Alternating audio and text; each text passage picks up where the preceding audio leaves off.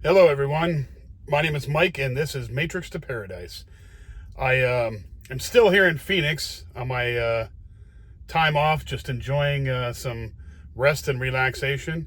Got to spend some time with my relatives here, my aunt and some of my cousins, and I'm just enjoying the time off instead of having deadlines on the road and constantly driving 10 hours a day.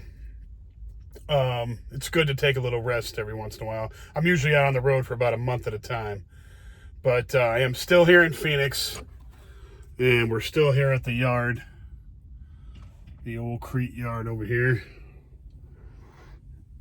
Yep, and that mountain back there, that's called South Mountain in Phoenix, and there's an awesome turnaround up there, like an outpost up there. Where you can sort of like an attraction up there where you can just drive up there and you can park and you look over, like a lover's lane type thing where you can look over the city and see all that. I mean, I wouldn't go up there at night on the weekend or whatever. There's a lot of weirdos up there, but it's pretty cool. It's good view of the city. But anyway, I was reading an article today, and it was talking about how many Americans are actually overseas, that are living overseas and not in America, obviously. And it was a very interesting article. It didn't really list the reasons why most people are overseas, but it did give some numbers, and I'm just intrigued by the numbers.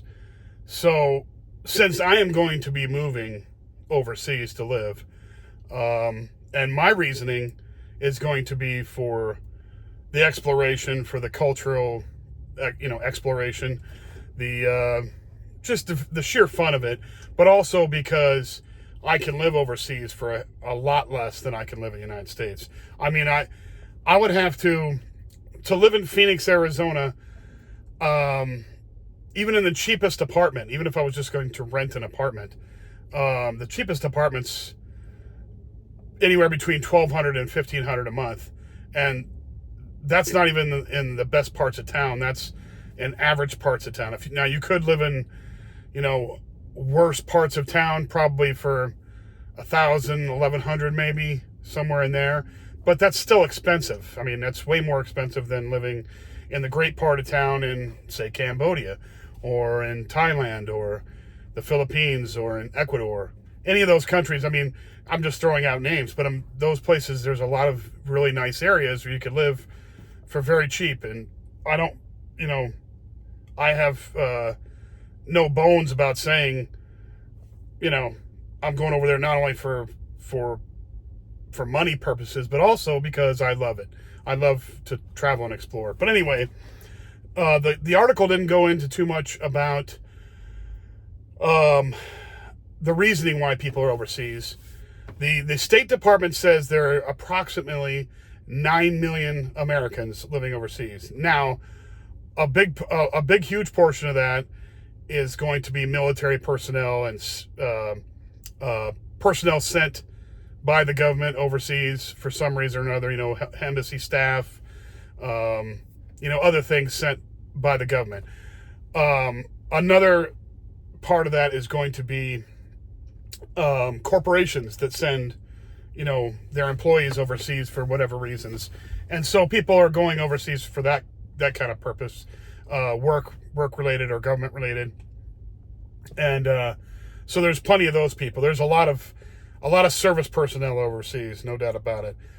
But there are quite a few, probably in the millions of people, living overseas that are Americans. Now, they only listed the top 10, and I'll list these off to you. So the top 10, starting from 10 down, is Japan's number 10. Okay?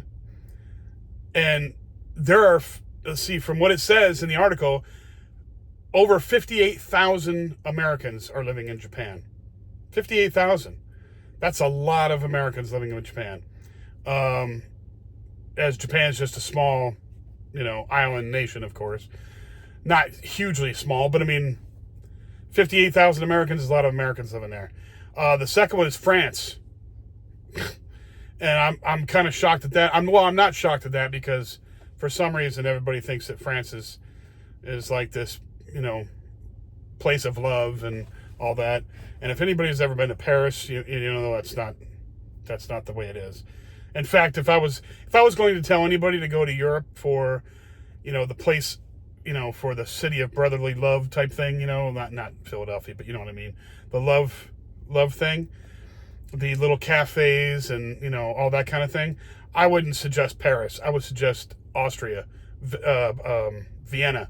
That place is more like what people think Paris is. Paris might have been that in the 50s, but it's not that way. It's crowded. It's just, there's too much crazy stuff going on there. Anyway, France has got 61,000 Americans living there. Number 8 is South Korea. South Korea. I know that there's lots of military personnel there, but there are lots of expats living there. And a lot of times some of these countries become havens for expats because they were stationed there in the military, and Korea being one of them, trying to keep a presence there because the North Koreans could easily, try and run in there and, take over again. And our presence there is a huge deterrence to them. But a lot of those guys will go there, not know a thing about the country they're going to in the military, and end up staying there. And, loving life there, getting used to life there, and just they'll end up either staying there or they'll come back to the States and then move back over there. So I know that's a big part because I've talked to a lot of guys that have done that and told me that they were going to do that. There's a lot of guys from the Army that have told me they were going to go to Germany and do that. And Germany's on the list too. So South Korea was number 8. Israel, of all places, Israel is number 7. 76,000, over 76,000 Americans are living in Israel. From what I've heard, now I'm not sure because I've never gone to Israel. I'd love to go there and see stuff. But Israel's hard to immigrate to unless you have Jewish roots. Now, the Jewish roots thing is they allow the right of return for people that are of Jewish descent. And so it's way easy if you have, Jewish parents or grandparents or whatever, somewhere down the line, you can actually get in there. But I've heard it's really hard for just average normal people to immigrate there. So you might be able to stay there for many years. I don't know, on, different visas and all that, but become a citizen, it might be hard. But nevertheless, there's 76,000 Americans living there. So now we're getting into the big ones with over 100,000 or more. So number 6 is Australia. Never thought that, but I know a lot of people that want to go down there and see that and all that, but 116,000 Americans living in Australia? Very interesting. And I know we have some joint military stuff there, but I've never heard of anybody getting stationed in Australia. That might be coming along in the near future because of the China threat. So we might end up sending troops there and having joint bases and stuff there. I know we have kind of joint stuff going on there now, but as far as any kind of active duty personnel in numbers being sent there, I haven't heard that, but you never know, because obviously the China thing is a threat nowadays, and who knows how crazy that's going to get. But anyway, Australia has 116,000 Americans living there. Let's see, was that number? Let's see, 1, 2, 3, 4, 5. So let's see. 1, 2, 3, 4, 5, 6. So 9, 8, 7, 6, 5. So number 5 on the list is Germany. Now, Germany, again, like South Korea, has plenty of Americans that have been there in the military. They go there. They like the culture. They like the the women or the men or whoever they, whatever sex you are, you go over there and you find something that you might fall in love with a girl there, or you might fall in love with a guy there if you're a girl, and you end up staying, or you go back because you like the culture so much, and that happens too. Other people might go over there and say, hey, Germany is a wonderful country and it's beautiful here and it's different from America. I want to move here. So they do. And Germany's got 152,000 Americans living there. Now, number 4 on the list, they're listing as Puerto Rico. Now, I consider Puerto Rico as pretty much part of America. It's a territory. All their people can come to the United, are all citizens. So it's kind of hard to say that that's a foreign country. So I'm not sure if they're talking about Puerto Ricans that are still living there. I mean, I don't know how many people are actually living in Puerto Rico, or people that are from the United States, like, people that aren't Puerto Rican and have decided to move there. But the number is 159,000. So I'm not sure. It might be people that were born and raised in the United States and decided to move back there, like Puerto Rican, expatriates sort of kind of thing. I have no idea. So I don't know what they're getting that from, but that's number 4 on the list. Now the top 3. Here we go.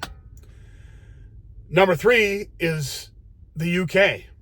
170,000 Americans live in the UK. Now, between the UK and the United States, there's plenty going on. There's lots of business going on. There's lots of government stuff going on. We share a lot of stuff with the UK, intelligence and, products and, all sorts of stuff is going in between the two countries. So I can kind of understand the UK being in the top 3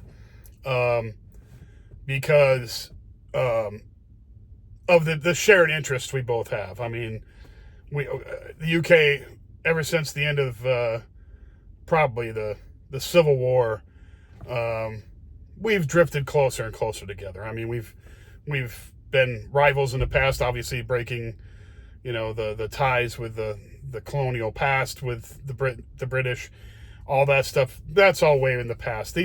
They're more like us than anybody else in the world. So obviously we're gonna gravitate to them, and they to us. I'm sure there's a sizable British population here in the United States. I'm not sure what that is, but I'm sure it's big.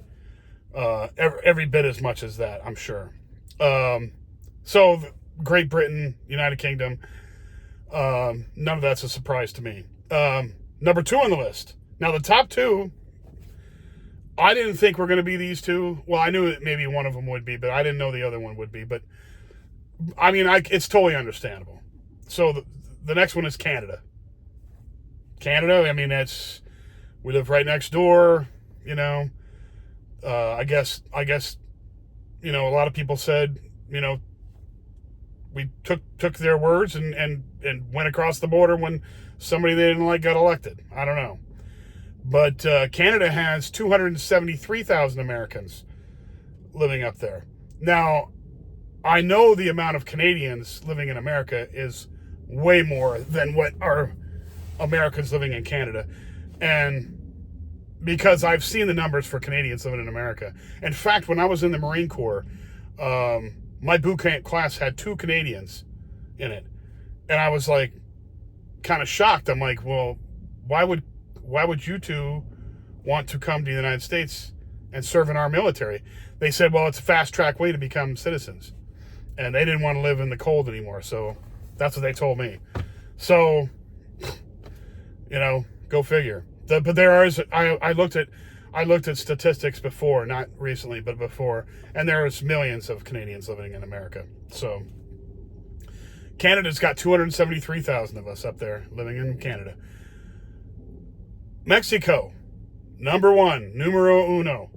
Okay, there are more Americans living in Mexico than anywhere else in the world, and by far in Mexico. Now, I knew Mexico was big because their entire communities down there full of gringo expats. I mean, I've seen it.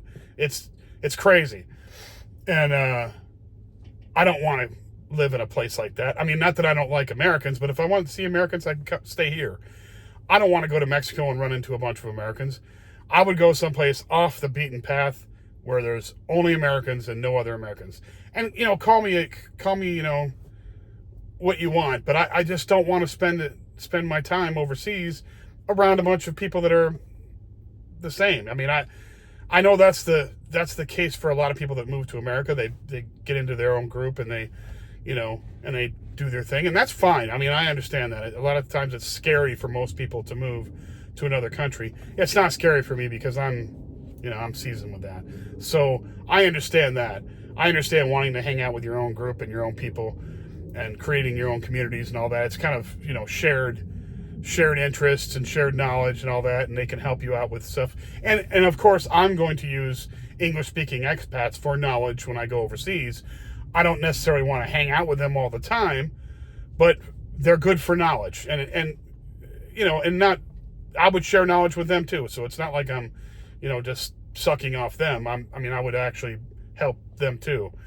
But my whole thing is to immerse myself in the culture wherever I go. But anyway, Mexico has 800,000 Americans living down there.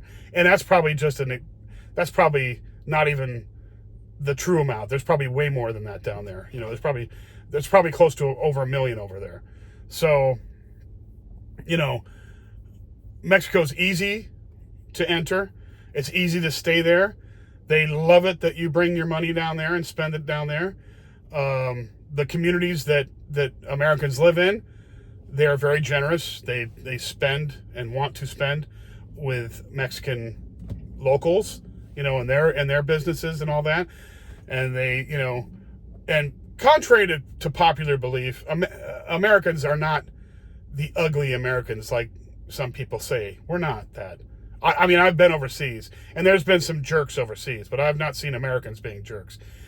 In fact, it's the other way around. In fact, Americans think that everybody hates them, and they treat everybody overly nice. And everybody thinks that Americans are being fake because they're being so nice.